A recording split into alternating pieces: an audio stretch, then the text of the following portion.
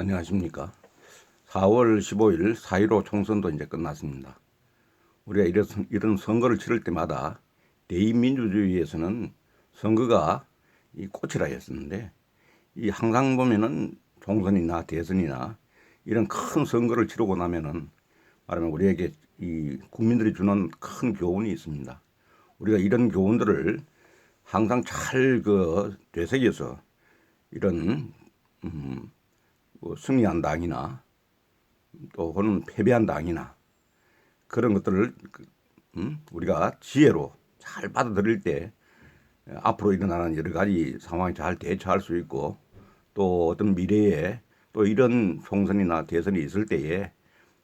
그걸 교훈 삼아서 이런 잘못된 어떤 결과에 대해서는 그런 일이 재발되지 않도록 하는데 매우 국민의 지혜를 잘 살펴보는 것이 중요하다,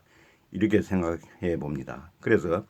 우리 항상 보면은 총선에 대해서는 이런 국민투표 선거를 통해서 얻는 결과는 바로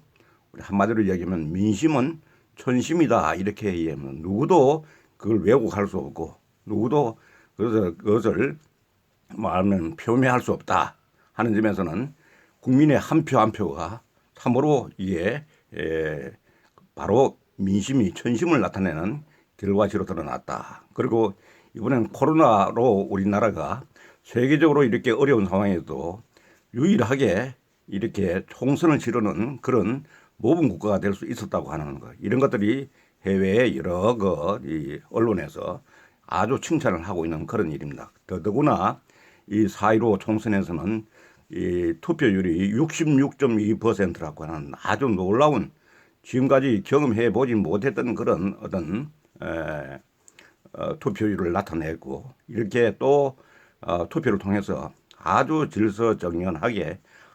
아무런 사고도 없이 이렇게 잘 치러냈다고 하는 것은 우리나라뿐만 아니라 세계적으로 이를 한국의 민주주의가 아주 성숙했음을 잘 이야기들을 하고 있습니다. 그래서 아무쪼록 이번에 나타난 이 결과를 우리 국민들은 겸허히 받아들이고, 여기에 대해서는 말하면은 여당이나 야당 할 것 없이 지혜로 삼아서 이를 잘 활용하시는 게, 잘 운영하시는 게 큰 도움이 된다, 이렇게 얘기합니다. 저는 이번 선거를 통해서 볼 때 여러 가지 우려도 많았고, 여러 가지 참으로 걱정하는 그런 국민들도 많아서 여러 가지로 SNS 상으로 말하면은 이렇게 유튜브로 많은 정보들을 오고 가고 한 그런 일이 있었는데, 결과적으로는 국민들이 왜 3분의 2의 이 의석을 여당에게 줬겠는가 하는 걸 잘 생각해 볼 것 같으면, 저는 한마디로 얘기하면 이 총선 결과가 주는 교훈은 이제는 더 이상의 이 말하면 3분의 2의 180석이라고 하는 것은 아주 놀라운 그런 말하면 이 지지를 준 만큼 이제는 발목 잡지 말라는, 그러한 핑계를 대지 말라는, 발목 잡아서는 못했다, 여당에 대해서는 발목 잡아서 해야 될 일들을 제대로 못했다 하는 이런 핑계를 대지 말라는 것과, 그 다음에 야당에게는 정책 대안은 없이, 전략은 없이 여당이 하는 일을 일일이 발목만 잡고 있는 그런 당에 대해서는 앞으로는 이게 충분한 충고가 되는 거 아니냐, 경고가 되는 것 아니냐 생각합니다. 그래서 3분의 의석을 준 반면에 야당은 예상했던 130석도 못 얻고 103석으로 내려왔다고 하는 것은, 이건 한마디로 얘기하면 발목만 잡고 제대로 된 전략이 없이 이렇게 여당이 하는 일, 국정 수행하는 데 있어서 계속해서 방해만 해왔다고 하는 그런 얘기입니다. 이런 거에 대해서는 우리가 너무 지나칠 정도로 국민들이 안정을 원하는, 국가는 먼저 안정이 된 상태에서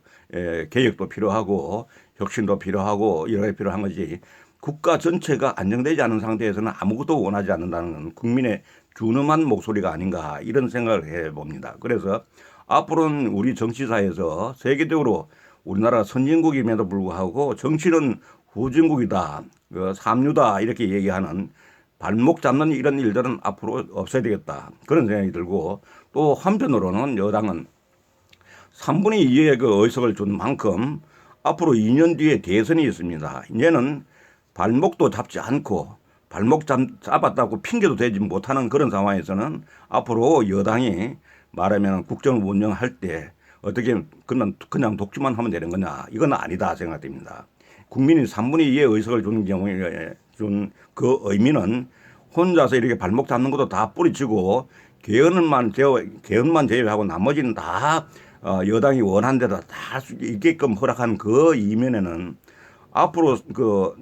다가올 대선이라니 앞으로 치를 그 총선에서는 당신네들이 제대로 앞으로 이렇게 충분한 기회를 다 줬고 의석을 확보해 줬음에도 불구하고 제대로 잘 일을 추진하지 못했고 전략을 제대로 가져가지 못했고 실행하지 못한 결과에 대해서는 전적으로 책임은 여당 당신네들이 책임져야 된다 하는 국민의 준엄한 경고가 여기 깔려 있다. 저는 그렇게 생각합니다. 그래서 우리가 생각할 때 앞으로 이런 과도할 정도로 국민이 지지해 준 거에 대해서는 첫째, 우리나라 전체가 안정되어야 된다. 어떠한 경우도 혼란스러운 상태에서는 나라가 안 된다. 안정을 기반으로 해서 국정을 수행을 하고 그 경제 발전도 있고 이런 거다니 그런 의미고, 또 한편으로는 생각한다면은 코로나 같은 이런 세계적인 어떤 재난 상황에서는 이런 재난을 잘 극복하는 이런 기회를 우리 국민들은 기대를 하고 있는 거 아니냐. 그런 의미에서는 세계적으로 격찬하고 있는 코로나 사태에 대한 우리나라의 대응책 이렇게 칭찬하고 있는데, 야당은 계속해서 거기에 대한 어떤 전폭적인 협조와 거기에 대한 전폭적인 어떤 이 재난을 말하면 극복하기 위한 그런 노력에 협조는 하지 않고 이렇게 말하면은 자꾸 비방만 하고 비판만 하고 이렇게 한다고 하는 것. 그러면서 말하면 국정에 대한 심판이다 이렇게 하는 것은 국민의 의식 수준과 그를 부르짖는 야당의 의식 수준에는 상당한 차이가 있었다 하는 이런 점을 이번 선거에서 투표 결과에서 보여준 것 아니냐 하는 이런 생각을 해봅니다. 그래서 지금 우리나라가 요번에 선거를 이렇게 잘 치름을 해서 다른 나라에 또 이런 어떤 위기 상황, 재난 상황에서 어떻게 하면 성공적으로 이런 국가에서 해야 될 제반 어떤 중요한 총선이라든지 중요한 어떤 국가적인 혹은 세계적인 그런 행사들을 어떻게 하면 치러서 성공할 수 있겠는가, 이것을 한국을 보고 배우라고 하는 그런 부분이 있습니다. 그런 부분에 대해서도 세계적으로 우리나라가 충분히 이번 코로나 사태에서도 불구하고 총선을 치르는 말하면 사전 투표라든지 그다음에 실제 4.15 총선에서 나타난 여러 가지 그런 방제 대책을 충분히 강구하면서 이렇게 치를 수 있다고 하는 것은 우리가 이번에 우리나라 이것 또한 모범 사례로 세계에 알려진 것 아니냐 해서, 제가 생각할 때는 이번에 세계적인 어떤 이런 위기 상황이 왔지만 우리나라는 이를 잘 대처하고 총선도 우리가 국민이 원하는 민의를 잘 받아들여서 우리가 잘 치른다고 할 것 같으면은 원래는 경제 성장이 전 세계적으로 마이너스가 되지만은 우리나라 그 가운데서도 마이너스의 율이 다른 나라보다는 적고 빨리 회복해서 말하면 상승하는 이 대열에 빠른 속도로 말하면 대열에 참여할 수 있지 않겠는가 하는 그런 관점에서는 이번에 총선 결과를 여야 할 것 없이 전 국민이 그 민의를 잘 살펴서 이에 대해서는 우리가 앞으로 충분한 전략을 가지고 이렇게 추진해 나가는 것이 어떻겠는가. 국가 전략, 그 다음에는 여당과 야당의 당 내에서 있는 전략, 협조할 것은 협조하고 반대할 것은 반대하고 이렇게 토론할 것은 토론하고 협의할 것은 협의하고 이런 일들을 우리가 제대로 하면은 우리나라 충분히 이번 기회에 세계적으로 인정하는 그런 말하면은 실질적인 선진국으로서 자리를 잡게 되고, 이를 통해서 우리가 여러 가지 경제적인 그런 수출적인 이런 부분도 충분한 세계의 어떤 신뢰를 확보해서 우리가 하고자 하는 일들을 달성할 수 있는 그런 좋은 본보기가 되지 않겠는가 하는 이런 의미에서 오늘 총선 결과가 주는 교훈이라는 제목으로 여러분과 함께 공유했습니다. 감사합니다.